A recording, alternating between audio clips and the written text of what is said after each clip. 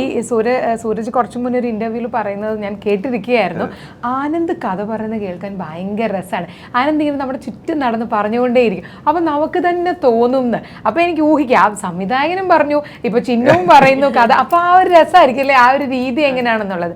ഇപ്പം ഇതൊരു നമുക്ക് കാണുമ്പോൾ തന്നെ ഇപ്പം ആനന്ദ് പറഞ്ഞു ഭയങ്കര ചിരിക്കാനുള്ള സന്തോഷമുള്ളൊരു സിനിമ. അപ്പോൾ ആ സന്തോഷമുള്ളൊരു സിനിമ അല്ലെങ്കിൽ ഒരു ഫാമിലി സിനിമ എന്ന് പറയുമ്പോൾ നമുക്ക് പ്രേക്ഷകരെ കൺവിൻസ് ചെയ്യാൻ എളുപ്പമാണ്. ഇപ്പോൾ ഇതിലേക്കുള്ള ബാക്കി ആൾക്കാർ പ്രൊഡ്യൂസേഴ്സ് എങ്ങനെയായിരുന്നു ആ ഒരു കൺവിൻസിങ് എങ്ങനെയായിരുന്നു?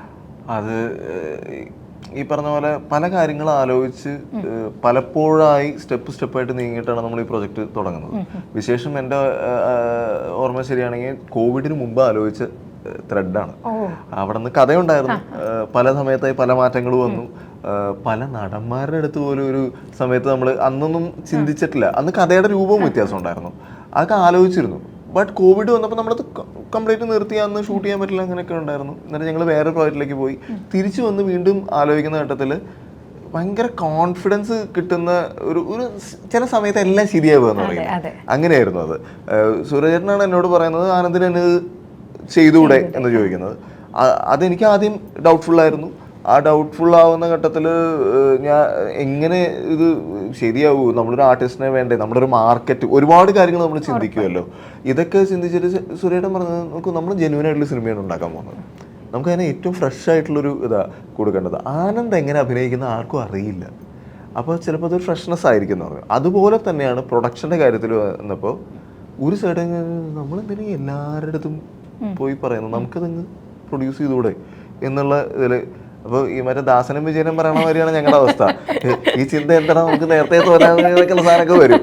പിന്നെ ഈ പറഞ്ഞ പോലെ ഞങ്ങളൊക്കെ സാധാരണ വീട്ടിൽ നിന്ന് വരുന്ന ആൾക്കാരാണ്. നമ്മുടെ മോഹമാണ് സിനിമ എന്ന് പറയുന്നത്, സ്നേഹമാണ്, ഇഷ്ടമാണ്, അതിനോട് എന്താ പറയുക, തീർത്ഥാതീരാത്തൊരു പ്രണയമുള്ള ആൾക്കാരാണ്. അപ്പോൾ അതിനുവേണ്ടി എന്തും ചെയ്യുക എന്നുള്ള ഇതായിട്ട് എത്തിയപ്പോൾ ഒരുപാട് പേര് നമ്മുടെ കൂടെ അന്നേരത്തേക്ക് ഈ ചിന്നു അടക്കമുള്ള ഒരുപാട് പേര് അതിലേക്ക് വരികയും പെട്ടെന്നാണ് പിന്നെ എല്ലാ കാര്യങ്ങളും അത്രമേൽ ആഗ്രഹിക്കുമ്പോൾ യൂണിവേഴ്സ് തന്നെ നമ്മുടെ കൂടെ നിൽക്കും എന്ന് പറയുന്നത്. ഇപ്പം ഈ ആനന്ദ് പറഞ്ഞ പോലെ തന്നെയാണ്, എനിക്ക് കുറച്ച് പരിചയമുള്ള ചിന്നുനെങ്കിലും അറിയാവുന്ന ചിന്നും ഇതുപോലെയാണ്.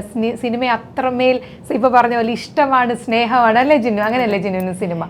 അപ്പം വിശേഷത്തിലെ ആ ഒരു സ്നേഹം എന്തായാലും ആക്ച്വലി ഞാൻ ഈ പറഞ്ഞ പോലെ വിശേഷം ഞാൻ ആദ്യമായിട്ട് കഥ കേൾക്കുന്നത് ഈ പറയുന്ന ആ സൂം കോളിലാണ്. അത് കേട്ട ഉടനെ എൻ്റെ മനസ്സിൽ ഇത് വേറെ ആരുടെ പോവാതെ എൻ്റെ അടുത്ത് തന്നെ വരണേ സിനിമ എന്നുള്ള ഒറ്റ ചിന്ത എൻ്റെ മനസ്സിലുള്ളൂ. അപ്പോൾ എൻ്റെ നമ്മൾ ഒബ്വിയസ്ലി നമ്മളെല്ലാവർക്കും ഓരോ സ്റ്റെപ്പായിട്ട് മുന്നോട്ട് പോകണം, അത് എന്താണെങ്കിലും. അപ്പം സിനിമയും അതുപോലെ തന്നെയാണ്. അപ്പോൾ അങ്ങനെ എൻ്റെ ഭാഗ്യത്തിന് എനിക്ക് കുറേ നല്ല സിനിമകൾ കിട്ടിയിട്ടുണ്ട്. അപ്പോൾ അതിൻ്റെ നെക്സ്റ്റ് സ്റ്റെപ്പാണ് വിശേഷം, അടുത്തൊരു മൈൽ സ്റ്റോണാണ് വിശേഷം എന്ന് ഞാൻ വിശ്വസിക്കുന്നുണ്ട്. അപ്പോൾ എന്നെ സംബന്ധിച്ചിടത്തോളം എനിക്ക് സിനിമയോടുള്ള സ്നേഹമാണ് എനിക്ക് കിട്ടുന്ന സിനിമകളെന്ന് ഞാൻ വിചാരിക്കും.